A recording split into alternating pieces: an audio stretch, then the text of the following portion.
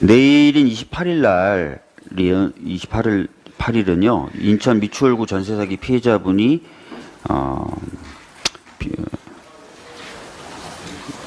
피해자분의 첫 번째 희생이 발생한 지 1년이 되는 날입니다. 1년이 다 되도록 전세 사기 피해자분들의 고통은 여전하고 새롭게 또 피해자들이 더 늘어나는 상황입니다. 어제 인천 미추홀구 한 전세 사기 아파트를 다녀왔습니다. 여기 계신 기자분들 제가 거기서 얼굴 뵌 분들이 많은데요. 실제 그 건물 안에 들어가서 보신 분들은 아시겠지만 이게 단순히 이제 전세 사기를 피해를 받았다는 거에서 끝나는 게 아니라 관리가 안 돼서 외벽에 타일들 다 떨어져 나가고 천장 무너져 내리고요. 변기 다 막히고 이런 상황 속에서 지금 피해자분들이 살고 계십니다. 그래서 이런 분들이 새로운 보금자리를 찾을 수 있도록 돕거나 또는 이런 분들이 처한 어려움을 해소하기 위해서 지자체 등이 그런 아파트들을 관리 좀 할 수 있는 그런 내용들의 추가적인 입법이 필요해요. 그렇지 않으면 그분들 어떻게 살겠습니까? 그래서 저희들이 전세사기 특별법 지난 정기국회 때 처리하자고 했는데 국민의힘에서 반대했고요. 저희들이 좀 국회법 절차에 따라서 저희들 힘으로만 법사위에 보내놨습니다. 근데 법사위에 보내진 지 60일이 지났는데 아무 논의가 안 되고 있어요. 그래서 이번에 저희가 또 한 번 저희들의 힘으로 뭔가 좀 더 다른 조치를 취해야 되는 그런 상황이 됐습니다. 전세사기 피해자 한 분이 이런 얘기 하셨어요. 어제 방문했을 때 정치가 왜 중요한지 이제 알겠다. 이렇게 얘기를 하셨습니다. 오늘 정치의 역할, 효능 이런 것들을 전세사기 피해자분들에게 보여주는 하루가 될 수 있도록 하겠다는 말씀 드리겠습니다. 이번 정부를 가리켜서 검사 공화국이다, 검사 독재다 이런 얘기를 하는데요. 또 하나의 별명이 지금 생기고 있는 것 같습니다. 입틀막 정권이라는 건데요. 기억하시겠지만 전북특별자치도 출범 행사 때 강성희 의원이 국정기조 쇄신하십시오라고 얘기하다 끌려나갔고요. 카이스트 졸업식에서는 R&D 예산을 복구해 주십시오 하다가 끌려나갔습니다. 믿기지 않는 일들이 연속돼서 일어나고 있는데 더 믿기지 않는 일들도 또 많이 발생하고 있는 것 같습니다. 선거방송심의위원회가 김건희 특검에 여사를 붙이지 않았다는 이유로 SBS에 제재를 가했습니다. 김건희 씨를 지칭한 것도 아니고요.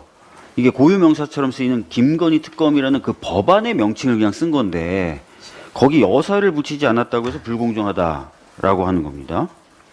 근데 이 특검법 공식 명칭에 여사란 표현이 들어가 있습니까? 이 법안 공식 명칭에 여사란 표현이 들어가 있어요? 없어요. 대통령 배우자 김건희의 도이치모터스 주가 조작 의혹 진상규명을 위한 특별검사 임명 등에 관한 법률안입니다. 그럼 국회도 제재를 받아야 됩니까? 말이 안 된다고 생각하고요. 그럼 김영란법은 앞으로 김영란 씨법, 김영란 님법, 김영란 전 대법관님법 이렇게 불러야 되는 겁니까?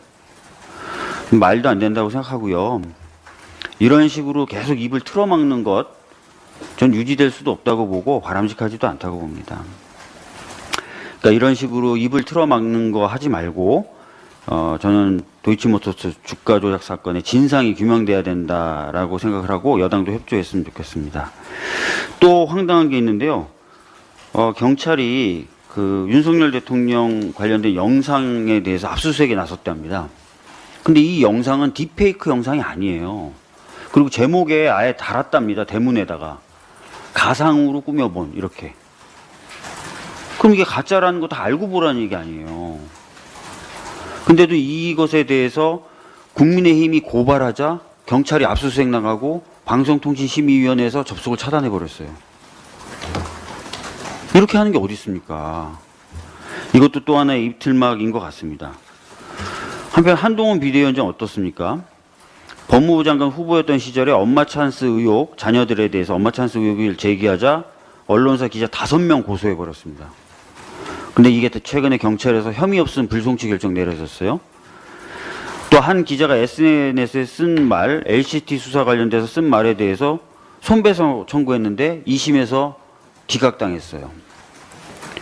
그러니까 무슨 말을 하면은 다 고소고발하고 손배청구까지 하겠다는 겁니다. 한동훈 비대위원장도. 입을 막아버리겠다는 거죠.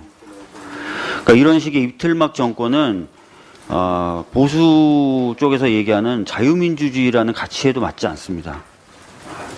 다른 태도를 보여야 될 것 같고요. 최근에 이런 모습 보면 제가 계속 거론하는 건데 새로운 신성 가족이 탄생되는 것 같아요.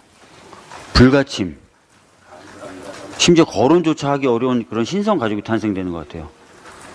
윤석열, 김건희, 한동훈. 근데 이 세 사람의 공통점이 있죠. 고발사주 사건에서 검찰이 작성했다고 1심 판결에서 밝혀진 이 고발장의 피해자로 적시된 3명입니다. 대한민국은 민주공화국이에요. 이 3명을 위한 이 3명의 신성가족을 위한 나라가 아닙니다. 이 세 사람도 비판받을 땐 비판받아야 되고요. 평가받을 땐 평가받아야 됩니다.